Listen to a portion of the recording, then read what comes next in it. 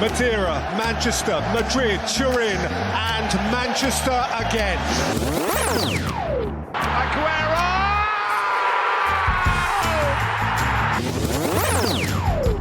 Goal for South Africa! Goal for all Africa! Roma have risen from their ruins! Welcome back to the On a Yellow Football podcast, episode 18, Familiar Foes. How are you doing today, Zach? Not too bad myself, Weather, again, being a bit weird here in Calgary. Snow in March, lots of it over the next little while. So, interesting weather and interesting topics today. Yeah, for sure. Is it the weather to do some football challenges in? Football challenges in the snow? I mean, it's not the greatest snow to do it in. It's very heavy and wet snow this time around. It's not nothing light. You'd get kind of soaked, I think. True. It reminds me of the CPL final, where that snow was like that wet snow. I feel like it was fairly fluffy. In my opinion. It was wet snow, and then towards the end, it became really fluffy. Towards the end of the match, when they had to shovel the field so that the match could be played. Now, moving on, Zach, Real Madrid is playing Manchester City tomorrow in the Champions League, and it seems like a familiar foe or familiar battle between two teams that seem to always meet each other under the lights of Europe.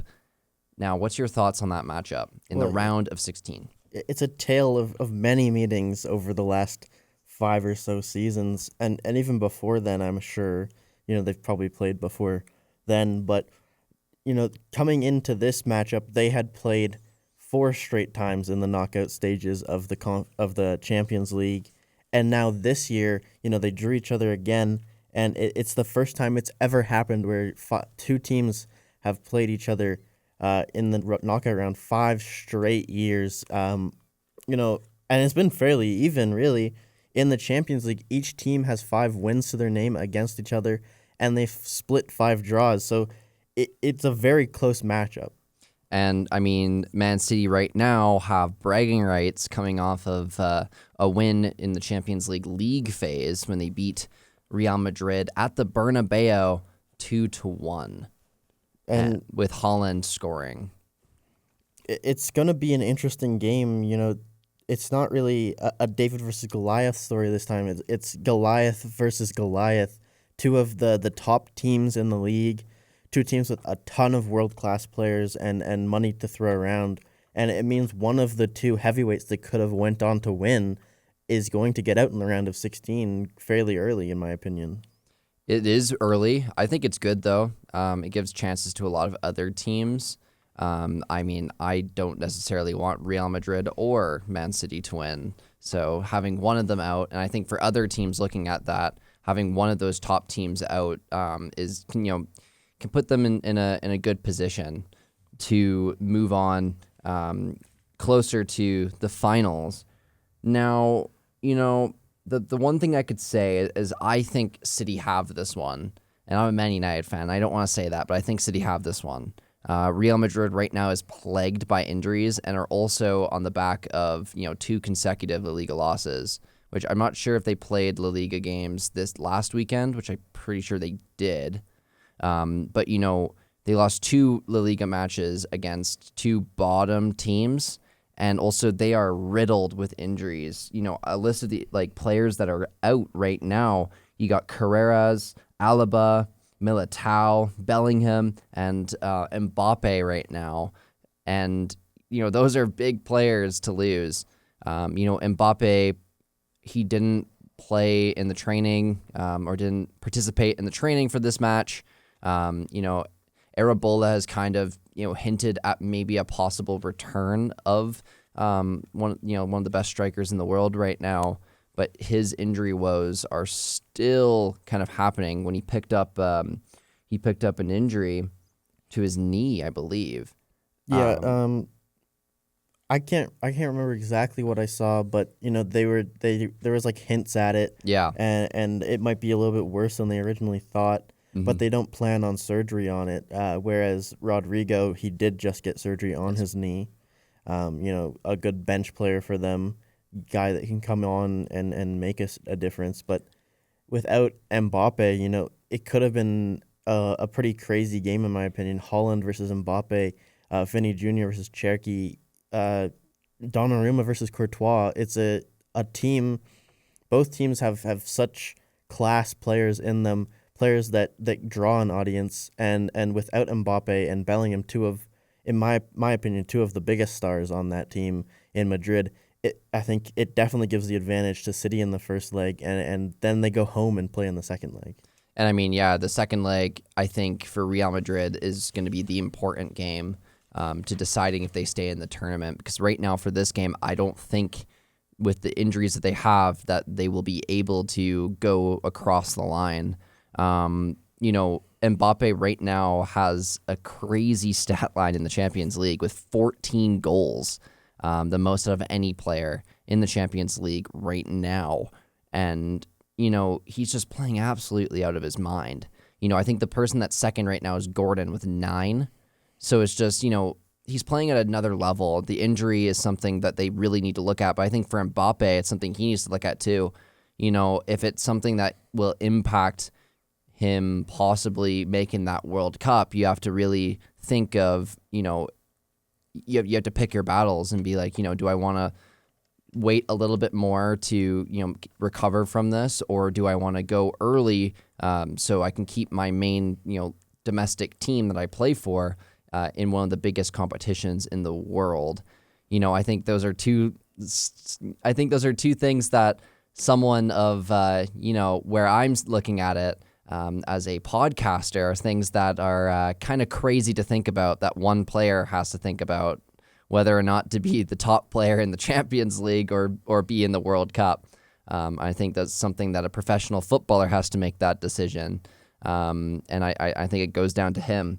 But, it is a really big... It's just he's missing that key goal-scoring threat. The two teams have had very differing form from each other recently. As you said, Madrid entering off of back-to-back La Liga losses for the first time since October 2018. And Man City comes into the game unbeaten in their last 11 matches. Yes. It's just a Man City team that's not dealing with those same kind of injuries. A team that's been a little bit more poised to go on a run, I think, at the moment. And a team, that has those players that can create what Madrid will be missing in the first leg for sure. And the winner of the tie will probably ultimately go on to play Bayern Munich, which will be another massive tie. Exactly. I mean, you look at the giants that are still in this Champions League, like this league phase or knockout stage phase. We could see at least two giant teams get out in the first, the round of 16 and in the quarters. So I think, it's just something that it's really actually something I like to see because, if you get those teams out, it gets the other teams that don't really necessarily have a chance get there. I think Arsenal has it a bit easy to road to the final because I think their next game would be against Sporting or Bodo Glimt, I'm pretty sure. So, and who are they playing, Arsenal? Do you know? Atletico Madrid. I think. Atletico Madrid. Because right now Newcastle's playing against PSG, I believe. So that's another strong game as well. And I think, Real Madrid's a top team, and we know how good they are in the Champions League, obviously having the most Champions Leagues out of any team in Champions League history. But, they're missing, like we said, those two key players, Mbappe and Bellingham. Bellingham out with a hamstring injury. They looked at it, and it's actually worse than they thought. He was actually gonna be out for around 6 to 8 weeks. So he is, trying to recover, but I think he's more worrying about the World Cup coming up. Mbappe, it's a big blow to lose as well, just because of the goal scoring threat. I don't think Vinny Jr. can be that goal scoring threat this year. In my opinion, he's just not shown it. I believe he has 3 goals and 4 assists in the Champions League. Like, assisting wise, he's doing well. He's, I believe, second in assists in the Champions League, but for the goals that he's playing right now, and based off of the projected lineup, he's playing alongside their young striker that just came up from La Masia, I believe, La Fabrica, and I just think that we know that he has skill, and we know that Vinny is a really good technical footballer, but I just don't necessarily think he's a good striker. I think he's more, he is more of a winger. So I think that, you place him in the striker position, I think it's going to be like a fish out of water a little bit. And, you're trying to compare, like, Vinny Jr. is a top-class player, but you're comparing him to Mbappe in a striker position. It's just there's no comparison there. Mbappe is probably the best striker right now other than Harry Kane. So it's just, I think it's something that definitely this first round, obviously, are they at the Emirates first game? It's at the Bernabeu. Is at the Bernabeu. So, obviously at the Bernabeu, maybe they get something there. But, coming definitely to the next game, if they're away from home, Real Madrid, that's a really important game for Real Madrid because they might get Mbappe back at that point. This is nothing that we're surprised about. Real Madrid is known for, coming back, especially with the league phase, and also just coming back from being in a deficit on aggregate. So I think that, anything is possible. What's your thoughts? Vinny Jr., he's had so much criticism recently in the last years. He's proven, he can be a talented player. He can be the guy that you look for on the field to score you goals. But this season, I think he's just having a little bit of a tough time with the media coverage he's getting. He's in the spotlight week in, week out. People are always talking about Vinny Jr. and making fun of him in some way. It seems like it's always negative. I never really see any positive news on the guy, which, it's got to suck, because he knows he's a good footballer. People know he's a good footballer. Well, he was second in the Ballon d'Or a couple of years ago. And to just only see negativity towards him isn't great. It doesn't help a player's mental at all. It only hurt them, and it makes it's so difficult for them to perform at their best, for sure. Exactly. I think it's something. I think it's hard for players, especially with the media attention that they get. There's always going to be some players that get criticized more than applauded, and Vinny Jr. is one of those. I think Vinny Jr., like you said, is one of the most heavily criticized footballers, like, in the world right now. Like, you search up Vinicius Jr. and you look at articles and news articles, and it's all of this, he did that, he did this, he's not good enough. And I think that can definitely, take a toll on a player that I believe, I think he's always had that attention where I just think, he's not really had that positive attention since he was kind of, leading that Ballon d'Or race before, of course, Rodri won it. So I think, I think he has gotten some of that positivity, but it's been mostly negative. And I think that it's just something, I think that's just something with just how the football world is. I think there's always going to be players that are targeted for that. And it's not necessarily right. I just think that it's an easy way out to get an easy story out so that they can get money on that story from people viewing it and reading it, right? So I think that that's not necessarily something on the player and his form. I think definitely Vinny Jr. has his flaws. I think the mental side of his game is something that a lot of people point out, and I kind of see it as well. Some of the biggest players in the world, like the Mbappes and stuff like that, I think, Vinny Jr. is the most vocal one out of all of them. And sometimes for a player, that could be kind of something that decreases your popularity, but also just makes you look like you're playing worse. Because I think if you're a really vocal player, people point at that and being why you're not playing well because you're too focused on that part of the game, which I don't think is necessarily true. I think that, he might have a vocal side, but that's, he does have skill. I just think that he just is having a bad season for his standards this season. And it's something that definitely, he can address for next season and be in the prime of his career. Obviously, with the World Cup coming, it's a big opportunity for him to show how talented and good he is now on the international stage instead of the European stage. I don't know if you saw the video that was circulating of him missing the dribble and blaming it on the fans for being too loud. I have seen that. There's so many videos like that of Vinny Jr. of him complaining, him kind of whining, and he's kind of gained kind of a reputation for that, I think. But granted, and it doesn't necessarily always reflect how he is on the pitch. Exactly. It's just a very cherry-picked narrative. Yes, exactly. Of him always being that kind of player. It's not the full picture. And obviously there is things and problems with this game that I think he needs to address to be at the top level.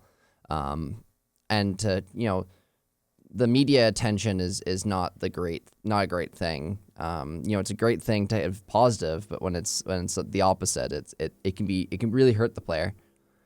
So moving on, back to we're going to go back to England here. The FA Cup played its round of, was it 16? I believe so. Yeah, I believe it was round 16 of the FA Cup. Your team won in some, kind of a dramatic fashion. Penalties, if I'm correct. Which sees you, though, it sees you play Port Vale, right? No, Port Vale's on the other side. You play Leeds. Chelsea gets to play Chelsea gets Port Vale, of course. Yeah. But, Port Vale is still in it, which is cool. But your team, of course, won on penalties with your, captain, Jared Bowen, being the hero. Can you tell me about that game? The hero is Mavropanos because he scored the last pen. But Jared Bowen scored, 2 goals in the actual game. His first goal... Was this against Notts Forest? Brentford. Yeah. First goal was kind of a little bit lucky. He was in the right place and slotted it home. Then penalties given, he slots that one home. And then we're leading most of the game in the second half. And then Somerville pushes over. I can't remember exactly who he pushed over. He pushed somebody over in the box. And it was a penalty for Brentford. And Brentford tied the game, kind of towards the end of it. And then it kind of looked like Brentford was going to score a third one and take it. But, we held strong on defense. Extra time came, kind of a boring extra time, until the very end where, West Ham had a couple chances to score. And then penalties come, and they're 5 of the best penalties I think I've ever seen in a one penalty shootout from West Ham. And Dango Utara not scoring his pen made it a lot easier for West Ham to win on pens for sure. And obviously it sees you move to the next round. Could we possibly see West Ham United and, FA Cup champions? I mean, we definitely have a good chance. We can beat Leeds and get to the semifinal, but then I believe we'd be playing like Arsenal or something in the semis, which would be a pretty difficult game, and then go into the final. But we are only 90 minutes away from Wembley. Exactly. So, if you can get Wembley, that's huge. And obviously the FA Cup is huge because it will see you play in the Europa League, even though you are sitting 18th on goal difference. 18th on goal differential. So, obviously I think it's a big thing for your club if you could actually win this FA Cup. And also it makes it so that Arsenal can't win the quadruple. So that's nice. I would love, to win the FA Cup, get Europe. Could interest some more players to come to the team for sure. And I think it would probably potentially save us from relegation next season. we probably wouldn't be in the fight quite as much if we signed some more players. If you sign more players, but if you think about it, it could be like a Wigan situation. You win the FA Well, Cup. what if Port Vale wins it? They're in relegation in League One.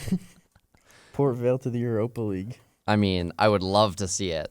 Obviously, Wigan won and was relegated that same season from the Premier League, and well, they were in Europe and in the EFL Championship. That's a lot of games. That's a lot of games, and your team could be playing those next year. Based on current form, we will not be in the championship. And it will be Tottenham or Nottingham. I would love to see Tottenham get relegated.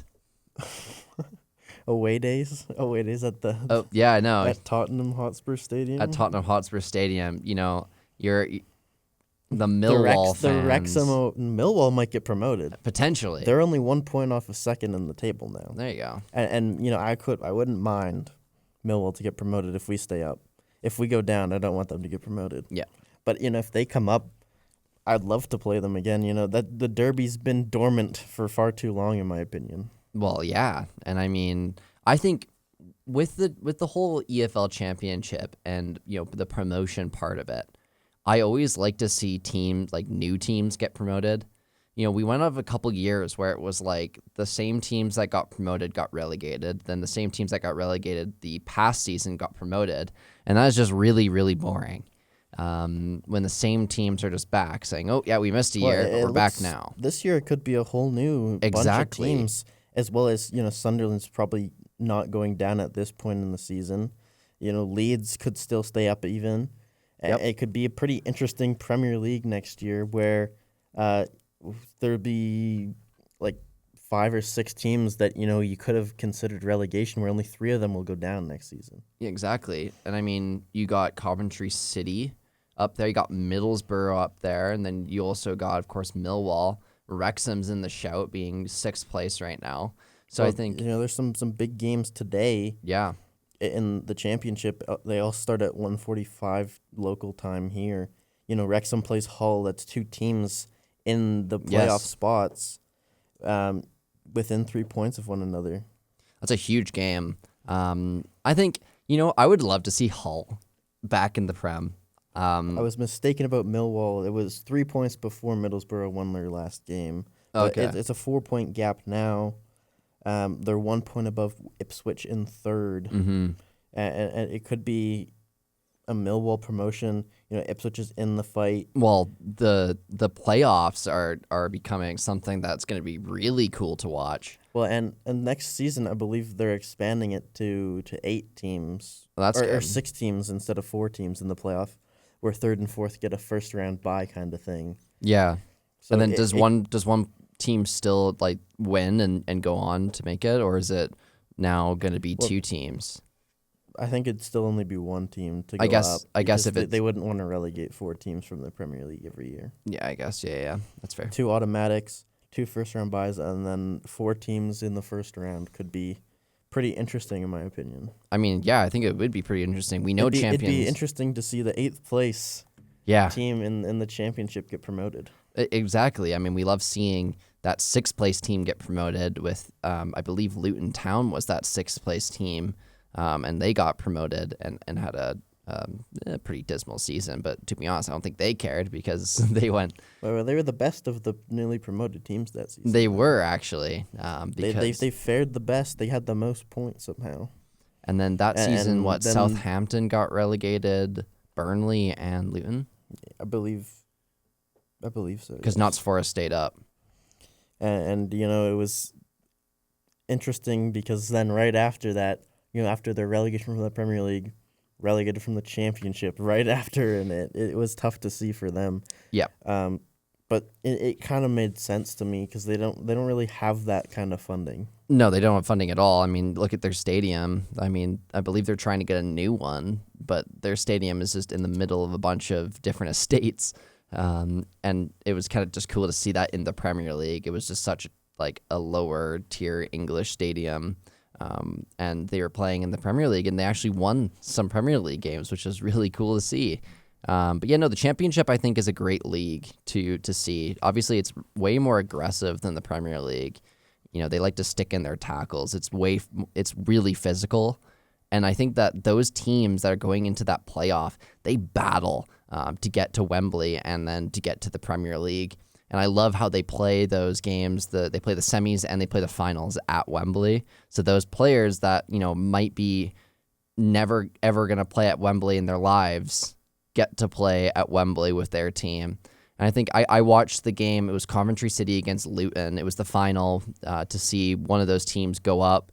Obviously, Luton won, but just the fans and the atmosphere, both of those teams and both of those fan bases, of course, they wanted their teams to win, but I think, they just wanted their teams to be on the map. I think, not a lot of people know what they don't really know what Millwall is or what Luton Town is. I mean, they probably do now, but I think, it puts their teams on the map. They get to play under the arch at Wembley, and they pack the stadium. So at that game, it was they packed the stadium with an orange side and a light blue side. And of course, Luton Town won on penalties to see themselves get promoted to the Premier League. Well, that's why I hope we get the home win against Leeds, and then get to see so many more West Ham fans in Wembley. Yeah, exactly. Same city, so it shouldn't be too difficult for fans to get there. No, I mean, just take the tube down and you got it, right? But I mean, also, I think the last major tournament technically that you played in would have been the Conference League in which you won, right? No, we played the Europa League the year after. I guess, yeah. And we made it to the quarters. Okay. So, I mean, and it was close. Got knocked out by, I believe, Villarreal. Okay. It seems like Villarreal's or always Sevilla, in the Europa League. One of the two. Seems like one of those two Spanish teams are always in the Europa League. That's because they always finish fourth or fifth in La Liga. Because usually with the La Liga race, it's Real Madrid or Barcelona, then the third place is usually Atletico, and then it goes to Sevilla, Villarreal. And maybe Atletico Bilbao. Sometimes. Yeah, Atletico Bilbao is sometimes in there as well. So, I mean, that's kind of cool. Now, moving on to, we are in England, and, FA Cup, and Chelsea beat Wrexham in dramatic fashion. They beat them 4-2. Some drama in that game. There was a lot of drama. Ryan Reynolds was not happy. Some people unhappy with the VAR decisions. Yes. In that match, there was a red card and a penalty that yeah. I think were given the wrong direction. Yeah, totally. Do you want to elaborate on that? Well, I didn't watch the game too closely, but I saw the highlights, and it looked like a fairly weak challenge to give a straight red on. Yeah. Of course, the Chelsea fans will disagree. Was it a dogzo? What? Was it a dogzo? It's now, of course, scoring opportunity. I don't believe so. No? And then, given the penalty as well, kind of iffy in my opinion. Yeah. And then, I believe Wrexham had a goal called off as well for offside on VAR. Yes. And, so many Wrexham fans after that game just said, F VAR, we don't want it. We don't. But, if you get promoted to the Premier League, you're going to have to get used to it because it's in every Premier League game. Well, it seems like almost every single Premier League game, VAR is utilized in some way, whether they're drawing a line or trying to disallow a goal or trying to prove that it was a denial of a goal-scoring opportunity. I know when I'm watching Man United that VAR is used all the time. I don't know if that's because we're a top team and that's a kind of bias towards us, but, I think definitely, I just think, I would have loved to see Wrexham win because then that means they play Port Vale, and they probably beat that, and then they can go on to Wembley, which would be really cool. And I just think it would just be a cool opportunity for them, seeing that they're a team that obviously has an insanely rich history. And then would have been good for the documentary. It would have been great for the documentary. Welcome to Wrexham, the FA Cup champions. Imagine, right? Wrexham in the Europa League. I mean, that would be just something that would just be really, really neat. And I think, Chelsea went on to, score 2 goals after that.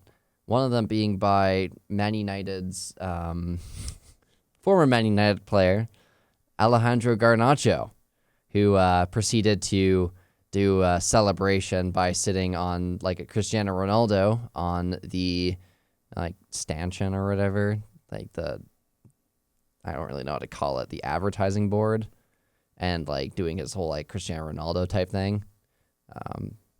Obviously, I'm a Manchester United fan, so you know my thoughts on Alejandro Garnacho. But another guy who scored was a guy that's in form right now, and you know his name is João Pedro. What a player! He's been bagging goals left and right in the Premier League recently. 14 right now. Yeah, and 8 of them are in the last 8 games. That's crazy. Along with 5 assists. Yep. And you know he chopped up the villains at Villa Park recently. Yes. You have 3 goals, an assist, and a yellow card to boot. Yep. Just a hero at Villa Park against the villains. A guy that, you know, is getting a ton of praise from his manager. You know, Rosenier saying he's in the category with Holland, Mbappe. Rosenier, same thing. Rosenior. Same thing. He's French. Yeah. I'm pretty sure it goes by Rosenior. His manager said, you know, he's in that category with Holland, Mbappe, and Kane, and adding that he wouldn't swap any striker in the entire world for João Pedro, and that's some praise from hearing from your manager. Exactly. I mean, only Holland has more goals in open play than João Pedro, and you know, João Pedro praises his manager for that praise. And he says, you know, he dedicates his form to Liam Rosenior, and he says, like, you know, as a result of the new manager believing in him, he is able to really function. I saw a heat map from him under Maresca and him under Rosenior, and I saw he is allowed more freedom on the ball than he was under Maresca. Maresca, you know, it was kind of a really strict system-based game, and under Rosenior, he can just go anywhere. And you know, we saw João Pedro, you know, while he was going up the ranks, you know, obviously playing for Brighton, and I'm pretty sure playing for Watford before then, you know, he is obviously a really talented young footballer. He's only 24 years of age. He has a lot of time to grow and actually become an even better world-class striker. And, you know, I think he's a striker that's more of an advanced forward. He's not a dedicated number 9, but he loves to just go around and be within the midfield and have freedom to move around the pitch. And Rosenior's given that to him. And, you know, he's bagging the goals because of it.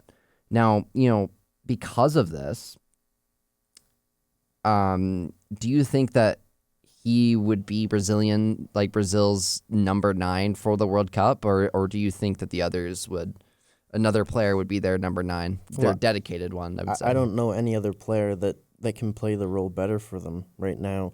Maybe Igor Thiago, you know, for Brentford, who's also having a great season. I think it's really between the two of them. If you want to play Thiago as the dedicated number 9 and move Pedro to the wing, where he's played there before, put him down cam potentially. But I think, you know, no player is going to provide what he has. You know, Thiago's a great player, but he's not that same kind of creative bagsman that Pedro is. He's kind of a bit more of a poacher kind of striker. Mm-hmm. You know, he scores a lot of goals on penalties. He's in the right spot at the right time, whereas Pedro can create something from a good pass and you know, make the play on his own, in my opinion. True. I think another guy that can do that though is Richarlison. You know, Richarlison has been Brazil's guy. Yeah, but you know, he's not very good right now. He is. He has right now 8 goals and 3 assists this season in the Premier League. I think it's time. You know, they haven't had great results in a long time. No. It's time to try and give someone else the reins. You know, he's been their number 9, and they haven't really produced much. You know, they've kind of been clowned recently for their poor performances in World Cup qualifying.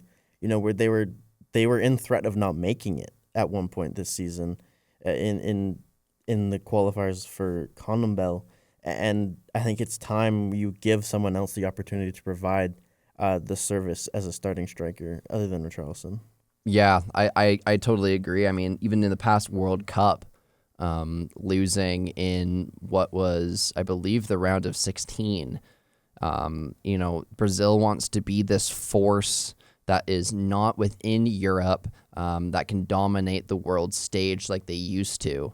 I think Especially having seen Argentina win the World Cup, yes. they'll want to provide, better performances. And they have a ton of players coming up who are super talented. You have Pedro, you have Estevao, you have Thiago, you have Rafinha. You have so many players on the attack, including Vinny Jr., who can create so much, and they have to be a creative team. They have so many players that have that finesse. They need to be a team that's hard to play against because of, good passing, dribbling, getting past their guy with speed. They're a team that has those kind of archetypes. I mean, yeah, exactly. And I mean, you look at their midfield as well. You got Paqueta. You also have Guimaraes. So, I mean, those are two really good midfielders. And a guy I think, they could potentially call up is Ederson, who plays in Serie A. Yes. He's a good midfielder there. He's kind of on the radar of a lot of teams too. And center back wise, you have Eder Militao if he's healthy. You have Bremer, and Murillo, Marquinhos, like so many players, so many good players. Goaltending as well. And they have those players that can be a top team. It's just putting those players together in a way that brings those results. And I think João Pedro as your number 9 will do that. I mean, yeah, I can totally agree. Rossinier, referenced his age like I just did as well. He's 24 years of age, and he said that he has more time to develop, and his age is an extreme asset they're trying to use, and that's why he wants to keep him, because he's so young and he's producing numbers that are really good, especially proven numbers. If you think we can do this in the Premier League, he can definitely do this on the international scale. He has a higher shot conversion rate. So he has a 24.6% shot conversion rate. He has a higher shot conversion rate than Mbappe at 20.7 and Haaland at 22.5. The only one that's higher than him is Harry Kane right now, who's in like the 30s, which is just absolutely nuts for a striker. I think Harry Kane could possibly, if Bayern Munich does well in the league and does well, which they're kind of going away with it, but if they do well in the Champions League, I think Harry Kane could possibly be a Ballon d'Or winner, just because of the amount of goals he is scoring in both Champions League and in league. And, with João Pedro, I think he's definitely showed his skill, but I think he would be the Brazil's number 9. If you look at the number 9s that they have, I think Igor Thiago could possibly be that other one, but it depends on what they really want to play. And I think João Pedro, like you said, plays the Brazil type game in which Brazil wants to play. Igor Thiago is more of just like a dedicated number 9. And I mean, João Pedro can play within I think he can work really well if you have Rafinha and Vinny on both sides, because both of those guys like to cut in. And João Pedro could be more of that, number 9 that's an advanced forward role and can create 1-2s with those players to force chances. And I think Brazil, it's like we said, they have so much class, and I think anybody that they kind of pick for that team is going to be good. But if you think about the past competitions, even the Copa America, they haven't produced the level in which they want to, and the level that they want to try to compete with Argentina to be the best team in South America. They really need to lock in for this World Cup. And part of that could be driven by a João Pedro. Now, moving to another team in the Premier League, I want to talk about Crystal Palace. Obviously, Crystal Palace's season hasn't been the greatest season. They've picked up form a bit Yes. recently. They've kind of dragged themselves out of the relegation battle now. And now they're in their usual mid-table, which is, synonymous for the Crystal Palace game. But, there's one guy that, a ton of teams, including Manchester United, but Manchester City have been linked to him. Liverpool have also been linked to him. Huge teams within the Premier League are linked to this one player on Crystal Palace, and they've been linked to him since his Blackburn Rovers days, and that is Adam Wharton. Like, what's your thoughts on Adam Wharton? Because I have my thoughts being a Man United fan. What's your thoughts on the 22-year-old deep-lying playmaker? Well, he's definitely a player that a Big Six club will put a big offer in for, I believe, this summer. He's just keeps growing as a player. He's provided Crystal Palace with so much. Even last season, he was a big-time contributor on that team. And this season, he's been one of the best midfielders in the league, creating so many chances for them. He's in the 82nd percentile for chances created out of midfielders, which means he's better at creating chances than 82% of the midfielders in the Premier League at only 22. And, it's crazy. I was looking on FOTMob. He has an average rating higher than 7 for a deep-lying midfielder who he has 0 goals this season, and he has 5 assists, including 2 assists last game against Tottenham, where he had a crazy good display. But I think, point-wise, it's not that. It's the way that he commands a midfield. I kind of put it onto Manchester United. Manchester United are losing Casemiro this summer, and we need to think of a midfield replacement. We've been linked with a ton of players, and one of them has been Adam Wharton, and we've been linked with Adam Wharton for years. Since his move to Palace, we've been linked to him, and I think he would be really good with Manu. He is really good in tight situations. As a midfielder, especially a deep-lying playmaker. You have to be really good in situations where you don't have a lot of time and space, and he's really good at them. He can do those. He's a kind of a lankier build, and he can get out of those situations really easily. Just using his feet in a simple feint to one side. And he dazzled against my team. Last game we played against them, he was probably one of the strongest guys on that team, on that pitch when we won that game. I think his stats don't lie, right? Like you said, he's a phenomenal midfielder, and he can allow other players to move higher up the pitch because he likes to stay a little bit back in that deep playmaking role, but he can facilitate a ton of attacks. For a team especially that runs a counter-attacking game, I think he could be a really big asset for them. Well, I mentioned his playmaking ability, his chance creation. It was very prevalent in their game against Tottenham, which was an incredible game for me as a West Ham fan. He sliced and diced Spurs with a pair of incredibly beautiful assists, both in the first half that kind of send Tottenham further spiraling towards relegation. And it's only the second player this season to get 2 line-breaking assists in a single game, and the first Palace player to get 2 first-half assists since Elise in 2022. I mean, those are great stats. Those are stats that separate you from other midfielders. And Elise, he's a big-time player now, and Wharton will be a big-time player as well. Yeah, for sure. I don't know what he's really going for, but I could imagine that he's going to leave Palace for a pretty hefty sum. I'd say upwards of 80 million. Yeah. Well, if you look at Declan Rice, who left for 120? Just 100, I believe. 100, I think 110, because Jude Bellingham was 100, and he went to 110 or something, because he's the highest British transfer record. He could definitely be going higher. And I think he's definitely a shout for this England national team.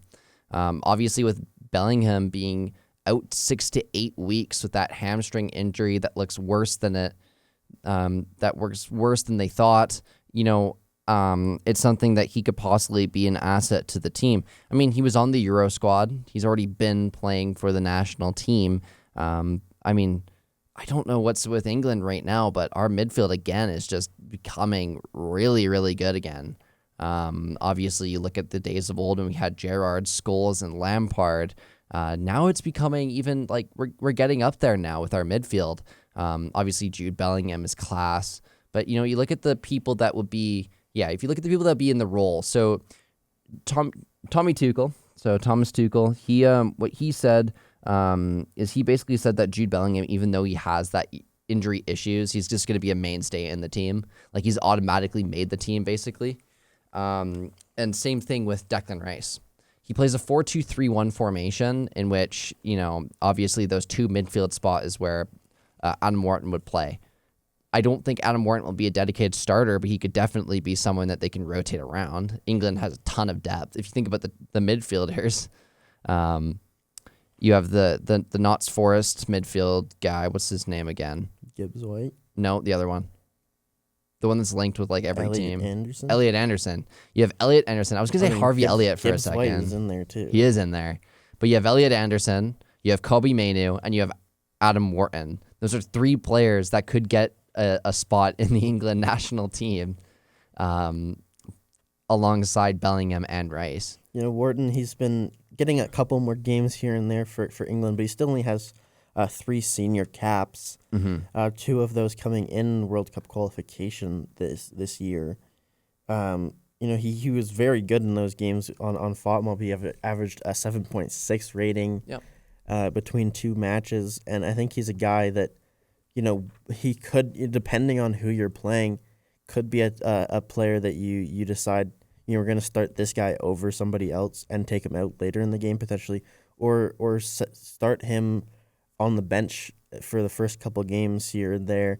And if you see what you want, you see an opportunity to put him on in a close game, someone that can create chances as well as he can, who can be a tough midfielder. He can be a big piece to a team like England, who in the last couple of years, they've been so close to trophies and just fallen short at the very end. He can be a player that can come in at the end of a game and close things down. And I mean, you see it. I think Wharton could be that guy, but if you look again with the midfield that like are coming on, Kobe Mainoo could also be that guy. And in my opinion, he can be the same. Like I know that's biased for Manchester United fan here, but like that is my opinion.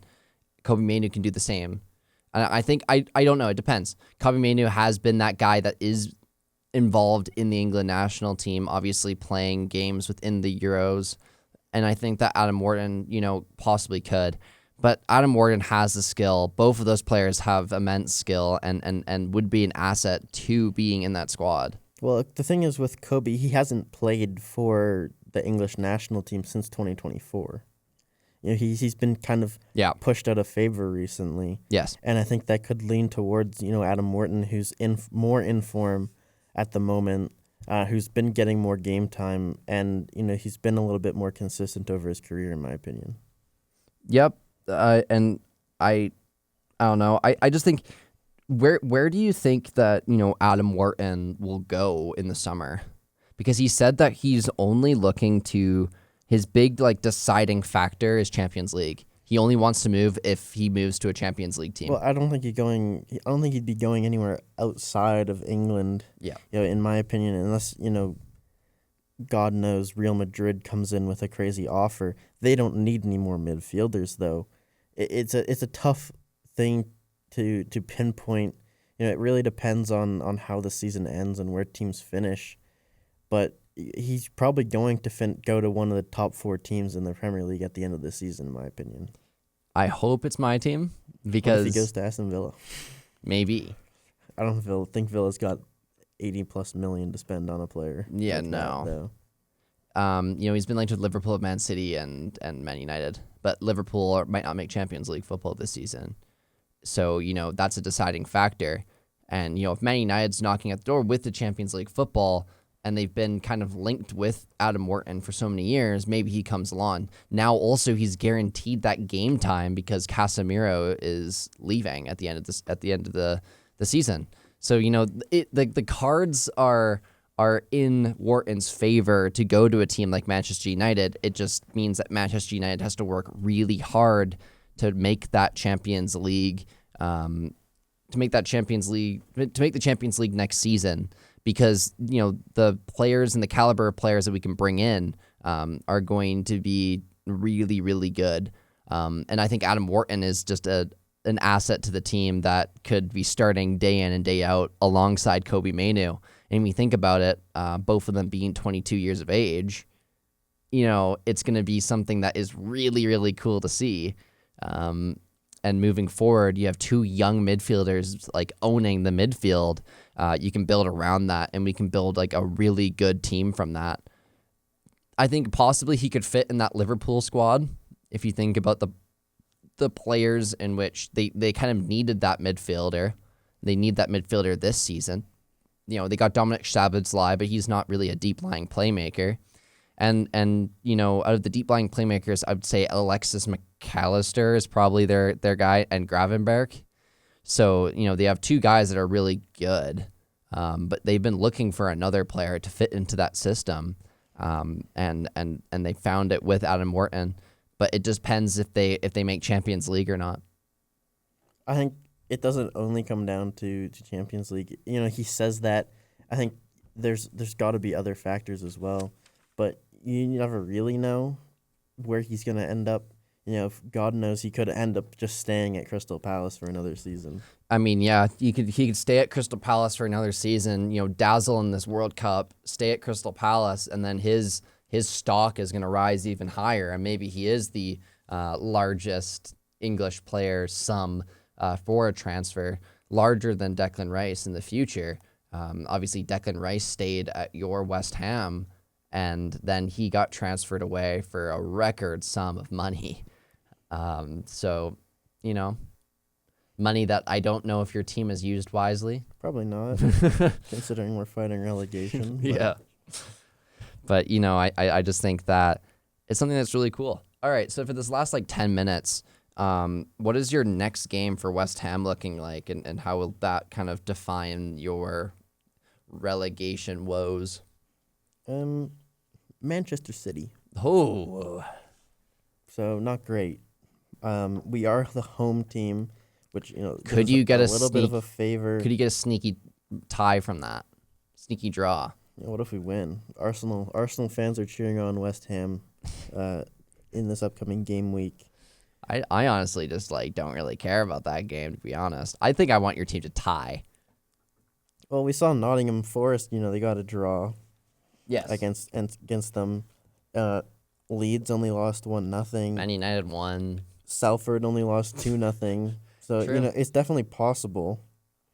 And if they beat Real Madrid and you beat them, that means West Ham is better than Real Madrid. Yeah, we're the Champions League winners then. So I mean, to be honest, I think that's just a really hard game. I think that's one of them out of your schedule that's really difficult. Potentially, maybe somebody gets injured in that Real Madrid game that can give us a bit of an advantage. If we're talking like that, maybe something lucky happens for us, and Holland goes down with an injury or something. It gives us a lot more chance to try and win that game, get a draw, get something from it. Just keep it competitive would be my hope. Don't let the almost definite loss. Well, they're on 11 straight, just not losing. Just don't let the almost definite loss or draw to take away too much momentum.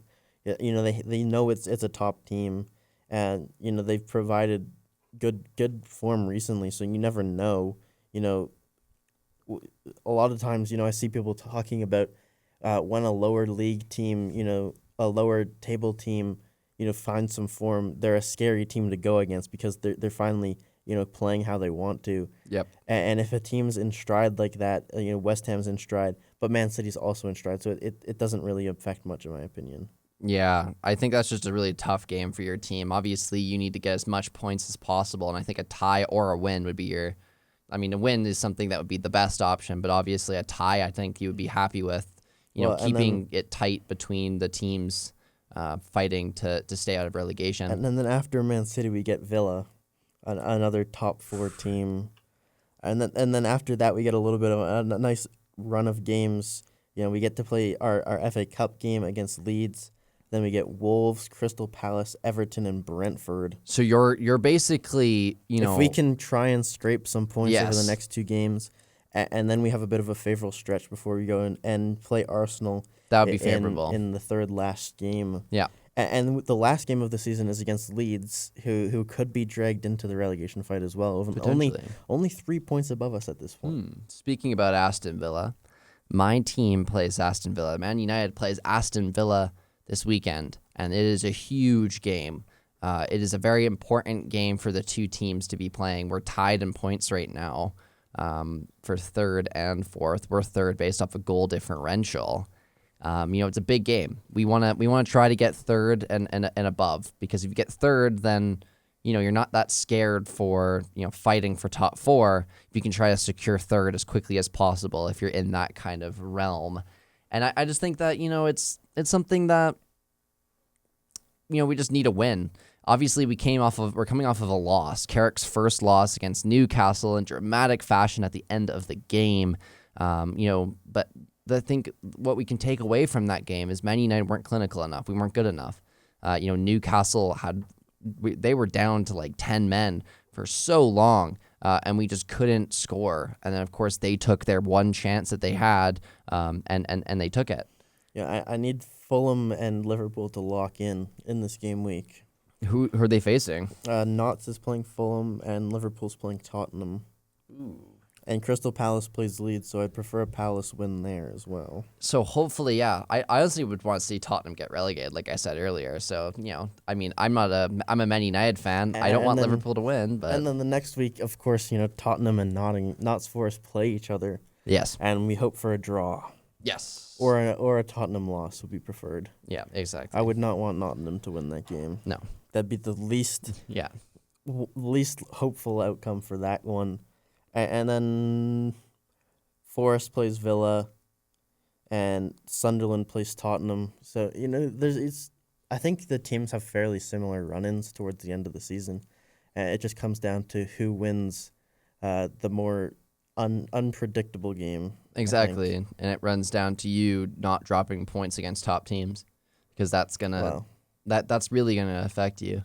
Well, points against top teams is not the big concern. Points against teams that I guess we can realistically beat would be the bigger concern. Yeah.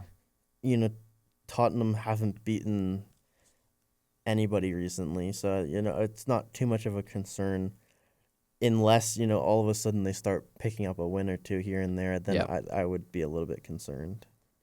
Yeah, and I think I hope that your team doesn't get relegated this season. I've always liked West Ham, and I think that I would rather see Tottenham get relegated. Just because they beat us in the Europa League, and they were telling us all this stuff, saying like, we're up here and you're down there, and now the tables have turned. Champions League. I mean, if they win the Champions League and get relegated, that is just something in itself, right? So I mean, maybe it happens. But Man United play against Aston Villa. It's a game we need to win, and that's just the simple answer. Trying to injure their entire team for us, so we have an easier game. Yeah, totally. Obviously we're coming off of a game where it was in dramatic fashion. We played them last time. We lost, I'm pretty sure, last time we played them, with Morgan Rogers going and becoming one of the best players I've ever seen in my life. So Morgan Rogers is a really scary player to play against, and there's a couple other really talented players on that team, but nothing that Man United can't handle, especially under Carrick ball, where Carrick is just, he's just better. Yeah, Morgan Rogers got the brace last time you played. Yes. And that's the scary thing, because he is very good. But, we're coming off a loss, and I think that gives us some hunger to win and hopefully, come off that loss and be like, yeah, we lost. We learned from our mistakes, and they come out fighting with Benjamin Sesko starting, because he started last game, and he had a couple of chances, which were really, really good. And I think that definitely he could be another asset that could be playing against an Aston Villa, where we need goal-scoring acumen. And, we're technically right to the end of our podcast episode here with a minute to go, or 2 minutes to go, rather. Almost a minute in 3 seconds. And a minute right now. So we're going to end the podcast episode here. We talked about a lot of things. We talked about Real Madrid versus Man City, which is the fifth consecutive time they're facing each other in the knockout rounds of the Champions League. For the first time it's ever happened. Big news. We're talking also about João Pedro being a Brazilian icon right now, playing absolutely phenomenal form. And we also talked about Adam Warden. Where will he go?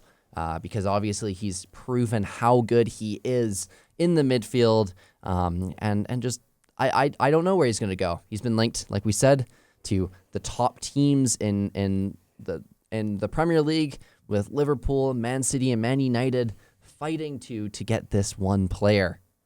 And with that, Zach, can you do a sign-off, please? Bonjour, au revoir, and have a great rest of your day. Thank you very much, and see you guys next time.